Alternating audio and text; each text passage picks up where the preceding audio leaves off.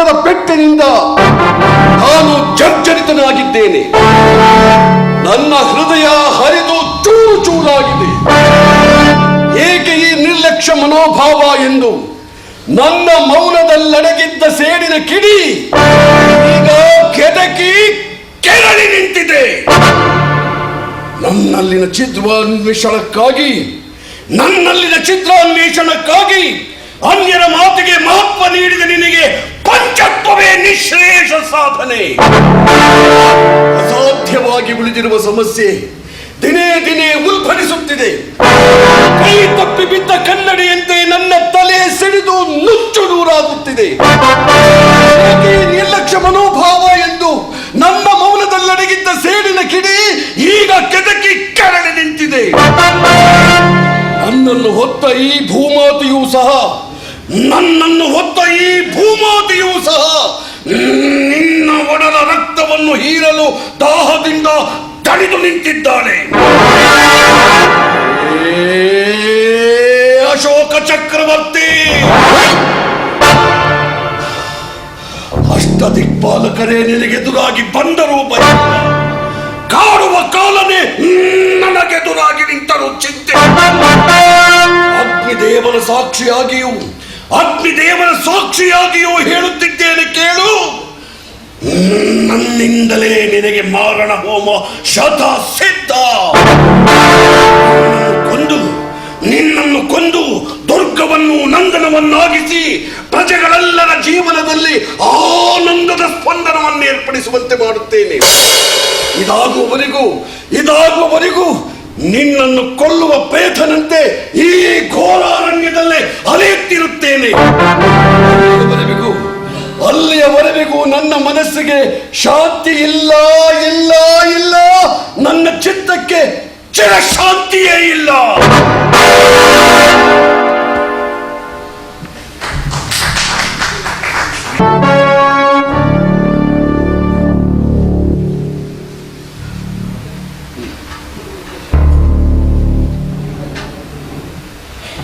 ಅಶೋಕ, ನನ್ನ 20 ವರ್ಷದ ತಪಸ್ಸಿಗೆ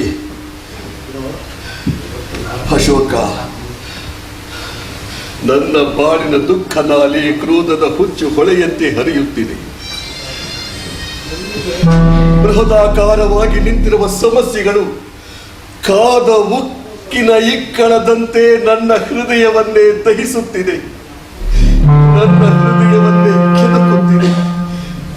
ಹೃದಯವನ್ನೇ ಕೆದಕುತ್ತಿದೆ.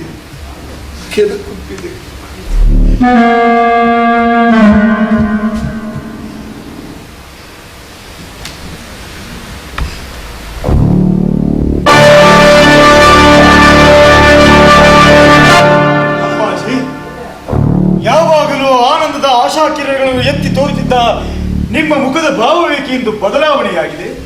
ಅಪ್ಪಾಜಿ, ಎಂದು ಇಲ್ಲದ ಕಂಬನಿ ಏಕೆ ನಿಮ್ಮ ನೇತ್ರಗಳನ್ನು ದುರುತ್ತಿದೆ? ಅದ್ಯಾವ ಶೋಕ ಶೃಂಖಲ ನಿಮ್ಮನ್ನು ಬಂಧಿಸಿದೆ? ಹೇಳಿ ಅಪ್ಪಾಜಿ, ಹೇಳಿ. ಈ ನಿಮ್ಮ ಕಣ್ಣೀರಿಗೆ ಕಾರಣವನ್ನು ತಿಳಿಸಿ ಅಪ್ಪಾಜಿ. ಹೇಳಿ ಅಪ್ಪಾಜಿ, ಕಲ್ಲಿನ ವಿಗ್ರಹದಂತೆ ಏಕೆ ನಿಂತಿರಿ? ಅಪ್ಪಾಜಿ, ನಿಮ್ಮ ಕೊರಳಿಗೆ ಕೊರಳನ್ನು ಬಯಸಿ ನಿಮ್ಮನ್ನು ಈ ದುಃಖಕ್ಕೀಡು ಮಾಡುವ ಆ ನೀಚನವನ್ನು ತಿಳಿಸಿ ಅಪ್ಪಾಜಿ. ಅಪ್ಪಾಜಿ, ನಿಮ್ಮ ಕರುಳಿಗೆ ಅಲುಗನ್ನು ಪ್ರಯೋಗಿಸಿ ನಿಮ್ಮನ್ನು ಈ ದುರವಸ್ಥೆಗೆ ಈಡು ಮಾಡಿದ ಆ ನೀಚನಾರೆಂಬುದನ್ನು ತಿಳಿಸಿ ಅವನನ್ನು ಬಿಡಲಾರೆ. ಹೇ ಅಪ್ಪಾಜಿ, ಹೇಳಲಾರ? ಅಥವಾ ಆ ಕಾರ್ಯ ನಮ್ಮಿಂದಾಗದೆಂಬ ಅಪನಂಬಿಕೆ ನಿಮ್ಮ ಚಿತ್ತಕ್ಕೆ ತಾಕಿದೆಯೇ? ಹೇಳಿ, ಮೂಕ ಪ್ರಾಣಿಯಂತೆ ಏಕೆ ನಿಂತಿರಿ? ಅಜ್ಜಿ, ಮನಬಿಚ್ಚಿ ಮುಚ್ಚಿಟ್ಟಿರುವ ವಿಷಯವೇನೆಂಬುದನ್ನು ತಿಳಿಸಿ ಅಪ್ಪಾಜಿ. ಯಾರೋ ಶತ್ರುವಿನ ದೌರ್ಜನ್ಯ ಕುತಂತ್ರಕ್ಕೆ ಒಳಗಾಗಿ ಚಿತ್ರ ಹಿಂಸೆ ಪಡುತ್ತಿರುವ ಪಿತೃವಿನ ವೇದನೆಯನ್ನು ನೀಗಿಸಬೇಕಾದ್ದು ಪುತ್ರರಾದ ನಮ್ಮ ಕರ್ತವ್ಯವಲ್ಲವೇ?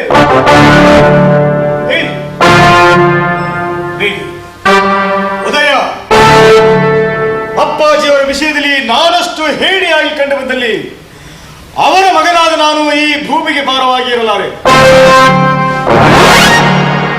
ಉದಯ, ನಾವೀರುವರು ಒಂದೇ ಮಾತೆಯ ಗರ್ಭದಲ್ಲಿ ಜನಿಸಿ ಸಹೋದರರಾಗಿ ಬೆಳೆದು ಅಪ್ಪನನ್ನು ಮುತ್ತಿಗೆ ಹಾಕಿರುವ ಈ ನಿರಂತರ ಭೀಕರ ಮೌನ, ತಂದೆಗೆ ತಕ್ಕ ಮಗನಾಗಲಿಲ್ಲವೆಂಬ ಈ ನಿನ್ನ ಮನೋನಿರ್ಧಾರ, ಇವರ ದೃಷ್ಟಿಯಲ್ಲಿ ಹೇಡಿಯಾದ ಮೇಲೆ ಬದುಕಿರಬಾರದೆಂಬ ಈ ನಿನ್ನ ದೃಢ ಸಂಕಲ್ಪ, ನಿನ್ನ ಸಹೋದರಿಸಿದ ನಾನು ಕೂಡ ನಿನ್ನ ಸಂಗಡವೇ ಸಾಯಬೇಕೆಂದಿದ್ದೇನೆ. ಬದುಕಿದ್ದರೆ ನಾವೀರುವರು ಜೊತೆಯಲ್ಲೇ ಇರಬೇಕು. ಇಲ್ಲವಾದಲ್ಲಿ ನಮ್ಮೀರುವರ ಒಡಲನ್ನ ಆ ಮೃತ್ಯು ದೇವತೆಯ ಮಡಲಿಗೊಪ್ಪಿಸಬೇಕು. ಸತ್ಯ ವಿಜಯ. ಅಪ್ಪಾಜಿ, ನಾವು ಸಾಯುವ ಮುನ್ನ ಆ ವಿಷಯವೇನೆಂಬುದನ್ನು ತಿಳಿಸಿ ಹೇಳಿ ಅಪ್ಪಾಜಿ. ಹೇಳಿ. ಉದಯ.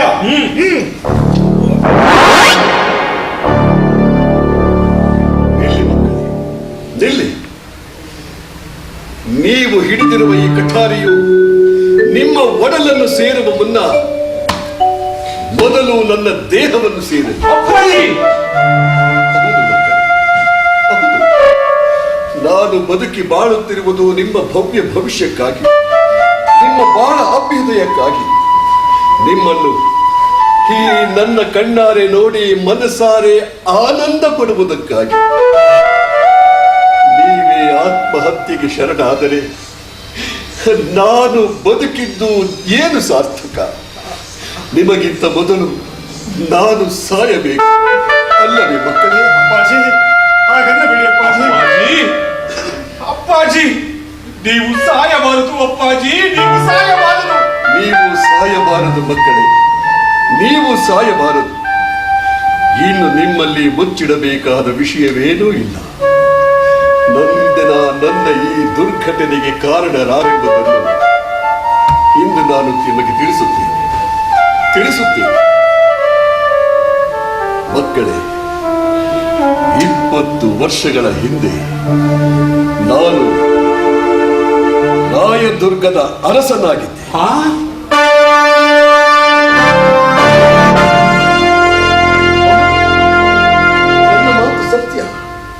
ನನ್ನ ಮಾತು ಸತ್ಯ ಮಕ್ಕಳೇ. ವಿಜಯ, ಯಾವ ಕರ್ನಾಟಕ ರತ್ನ ಸಿಂಹಾಸನದಲ್ಲಿ ನನ್ನ ಮಗನಾದ ನೀನು ಕುಳಿತು ಭುವನ ಮಂಡಲದ ಧ್ರುವತಾರಿಯಂತೆ ಬೆಳಗಬೇಕಾಗಿತ್ತು, ಯಾವ ಪ್ರಜೆಗಳಿಂದ ಪ್ರಣಾಮಗಳನ್ನು ಸ್ವೀಕರಿಸಿ ಚಕ್ರವರ್ತಿಯಾಗಿ ರಾರಾಜಿಸಬೇಕಾಗಿತ್ತು, ಅಂತಹ ಪವಿತ್ರ ಸ್ಥಾನದಲ್ಲಿಂದು ದೌರ್ಜನ್ಯ ದಾಹಭೂತನಾದ ಆ ಅಶೋಕವರ್ಧನ ಕುಳಿತು ನನ್ನನ್ನು ರಾಜ ಭ್ರಷ್ಟನೆಂದು ಕರೆದು ರಾಜ್ಯದ ಗಡಿಯಿಂದ ಹೊರದೂಡಿದ. ಮೋಸದಿಂದ ರಾಜ್ಯವನ್ನು ಕಬಳಿಸಲು ಸಂಕಲ್ಪಿಸಿದ್ದ. ದುರಾಶಾ ಪೀಡಿತನಾದ ಅಶೋಕನಿಗೆ ಸಾಕಷ್ಟು ಕುತಂತ್ರಿಗಳ ಬೆಂಬಲ ಎದ್ದುದರಿಂದಲೇ ನನ್ನಂತ ನಿಷ್ಠಾವಂತನನ್ನು ರಾಜ ಭ್ರಷ್ಟನೆಂದು ಕರೆದು ತುಂಬಿದ ಸಭೆಯಲ್ಲಿ ಹೀಯಾಳಿಸಿದ. ನನ್ನ ದಕ್ಷ ಆಡಳಿತಕ್ಕೆ ಧಿಕ್ಕಾರವೆಸಗಿ ರಾಯದುರ್ಗದ ಪ್ರಜೆಗಳೆಲ್ಲರನ್ನೂ ತನ್ನ ಕೈವಶ ಮಾಡಿಕೊಂಡು ಅವರಲ್ಲಿ ನನ್ನ ಮೇಲಿದ್ದ ಅಭಿಮಾನಗಳೆಲ್ಲವನ್ನು ಅಳಿಸಿ ಹಾಕುವಂತೆ ಮಾಡಿದ. ಅಷ್ಟು ಸಾಲದೆ ಅವರಲ್ಲಿ ನನ್ನ ಬಗ್ಗೆ ಅಸಮಾಧಾನ ನಿರಭಿಮಾನಗಳ ಮನ ಮಾಡಿಕೊಳ್ಳುವಂತೆ ಕಪಟ ನಾಟಕ ನಡೆಸಿದ. ಅಂದಿನ ಅಶೋಕನ ನಟನೆ ಹೇಗಿತ್ತೆಂದರೆ, ರಾಯದುರ್ಗದ ಪ್ರಜೆಗಳೆಲ್ಲರೂ ನನ್ನ ಮೇಲೆ ತಿರುಗಿ ಬಿದ್ದರು. ಅಷ್ಟು ಸಾಲದೆ ಅವರೆಲ್ಲರ ಅಂತರಂಗದಲ್ಲಿ ನನ್ನ ಮೇಲೆ ಇಲ್ಲ ಸಲ್ಲದ ಅಪಪ್ರಚಾರಗಳನ್ನು ಮಾಡಿದ. ಅವನು ಮಾಡಿದ ಆ ಕುತಂತ್ರಕ್ಕೆ ದುರ್ಗದ ಜನರು ನನ್ನ ಮೇಲೆ ರೊಚ್ಚಿಗೆದ್ದರು.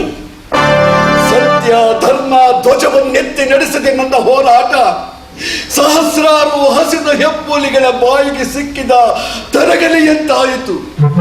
ಭೀಕರ ಬಿರುಗಾಳಿಗೆ ದೂರಿ ಹೋದ ತರಗಲಿಯಂತಾಯಿತು ನನ್ನ ಬಾಯಿ. ಆಗ ನಮ್ಮನ್ನು ಕಾಪಾಡುವ ಆ ದೈವವೇ ನಮ್ಮನ್ನೇ ಕಾಡುವ ವಿಧಿಯಾಯಿತು. ಬೇರೆ ಅನ್ಯ ಮಾರ್ಗವಿಲ್ಲದೆ ಹಸುಗೂಸಿನಂತಿರುವ ನಿಮ್ಮನ್ನು ಹೊತ್ತುಕೊಂಡು ರಹಸ್ಯ ಸ್ಥಳದ ಮೂಲಕ ಪಾರಾಗಿ ಈ ಘೋರಾರಣ್ಯದಲ್ಲಿ ಬಂದು ನೆಲೆಸಬೇಕಾಯಿತು ಮಕ್ಕಳೇ. ಈ ಘೋರಾರಣ್ಯದಲ್ಲಿ ಬಂದು ನೆಲೆಸಬೇಕಾಯಿತು.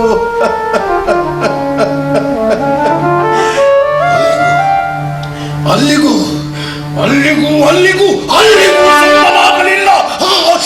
ಚಕ್ರವರ್ತಿ ನನ್ನನ್ನು ಹುಡುಕಿಸಲು ಸತತ ಪ್ರಯತ್ನ ಪಟ್ಟು ವಿಫಲನಾದ. ಮಧಾಂಧತೆಯಲ್ಲಿ ತಲ್ಲೀನನಾಗಿದ್ದ ಆ ಅಶೋಕನ ಅಟ್ಟಹಾಸಕ್ಕೆ ಬಲಿಯಾದ ನನ್ನ ನಿರ್ದೋಷಿ ಪ್ರಜೆಗಳು ಪಟ್ಟ ಕಷ್ಟ ಹೇಳತೀರದು ಮಕ್ಕಳೇ, ಹೇಳತೀರದು. ವಿಜಯ, ಎಂದು ನೀನು ಆ ಅಶೋಕವರ್ಧನನನ್ನು ಮರ್ತಿಸಿ ದುರ್ಗದ ಸಿಂಹಾಸನವನ್ನೇರಿ ಪ್ರಜೆಗಳೆಲ್ಲರ ಜೀವನದಲ್ಲಿ ಆನಂದದ ಸ್ಪಂದನವನ್ನೇರ್ಪಡಿಸುವೆಯೋ ಒಂದೇ ನನ್ನ ಮನಸ್ಸಿಗೆ ಶಾಂತಿ, ಒಂದೇ ನನ್ನ ಮನಸ್ಸಿಗೆ ತೃಪ್ತಿ, ಒಂದೇ ನನ್ನ ಮನಸ್ಸಿಗೆ ತೃಪ್ತಿ. ಚಿಂತಿಸದಿರಿ ಅಪ್ಪಾಜಿ, ಚಿಂತಿಸದಿರಿ.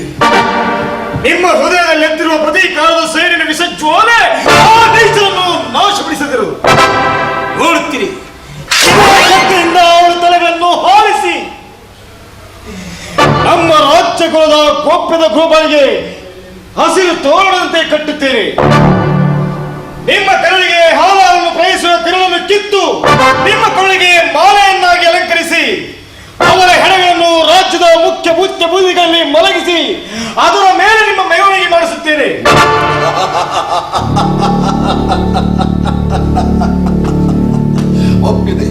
ಒಪ್ಪಿದೆ ವಿಜಯ.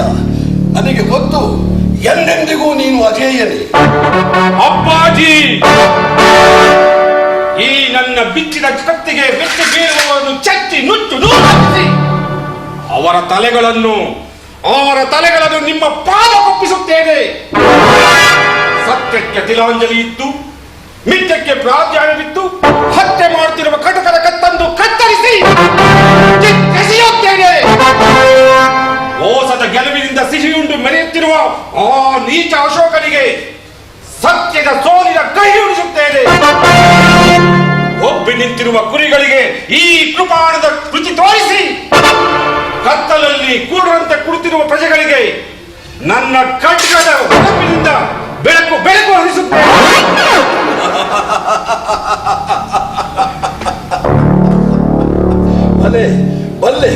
ಬಲ್ಲೆ ಉದಯ, ನನಗೆ ಗೊತ್ತು, ನಿನ್ನ ಎಂತಹ ಪ್ರಚಂಡ ಶಕ್ತಿಯಾದರೂ ಮರೆಯಲೇಬೇಕು. ಅಪ್ಪಾಜಿ, ಬಿಟ್ಟಿ ಕೂಳಿ ತಿಂದು ಚಟ್ಟಿಗಳಂದು ಎದೆತಟ್ಟಿ ಬೆಳೆಯುತ್ತಿರುವ ಹದಮರನ್ನು ಜೀವ ಸಹಿತ ಮೆಟ್ಟಿ ಕಟ್ಟಿಗೆನಿಸಿಕೊಳ್ಳದಿರಲಾರೆ. ನೋಡುತ್ತೀರಿ, ಬಿಸಿ ರಕ್ತವನ್ನು ಹೀರಲು ಹಂಬಲಿಸಿದ ಹೆಪ್ಪುಲಿಯಂತೆ ರಾಯದುರ್ಗವನ್ನೇ ಕಬಳಿಸಿ. ಅಪ್ಪಾಜಿ, ನನ್ನ ಸೇಡಿನ ಬಲೆಯಲ್ಲಿ ಮೀನಿನಂತೆ ಸಿಕ್ಕಿ ಬೀಳಿರುವ ಆ ಕುತಂತ್ರಿಗಳನ್ನು ತಿಮಿಂಗಿಲಂತೆ ನುಂಗಿ ಹಾಕುತ್ತೇನೆ. ಅಪ್ಪಾಜಿ, ಧರ್ಮದಿಂದ ಮೆರೆಯುತ್ತಿರುವ ಅವರನ್ನು ಸರ್ಪದಂತೆ ಸದಬೆಡೆದು ಅವರ ಗೋಡೆಯ ಮೇಲೆ ನಮ್ಮ ದಿಗ್ವಿಜಯ ಪತಾಕೆಯನ್ನು ಅಪ್ಪಾಜಿ, ಈ ನನ್ನ ವೀರ ಕೃಪಾಣಕ್ಕೆದುರಾದ ಶತ್ರುಗಳನ್ನು ಕತ್ತರಿಸಿ ಅವರ ತಲೆಗಳನ್ನು ರಕ್ತದ ಕೆಸರಿನಲ್ಲಿ ತುಳಿದು ಭೂಗರ್ಭದಲ್ಲಿ ಅಡಗಿಸುತ್ತೇನೆ. ಆ ನೀಚರನ್ನು ಚಿತ್ರವಾಗಿ ಕತ್ತರಿಸಿ ಮೃತ್ಯು ಕೇಶಿಯಾಗಿ ಬರುವ ಮೃತ್ಯುರಕ್ಕಸೆಯ ಬಾಯಿಗೆ ತುತ್ತಾಗಿಸುತ್ತೇನೆ. ಅಪ್ಪಾಜಿ, ನೀವಿನ್ನು ಚಿಂತೆ ಎಂದಿರಿ. ಅಪ್ಪಾಜಿ, ನಿಶ್ಚಿಂತೆ ಎಂದಿರಿ. ಆ ರಾಯದುರ್ಗದ ಭವಿಷ್ಯ ಸ್ತಂಭದ ಅಡಿಗಲ್ಲು ನೆಲ ಕುಳಿದ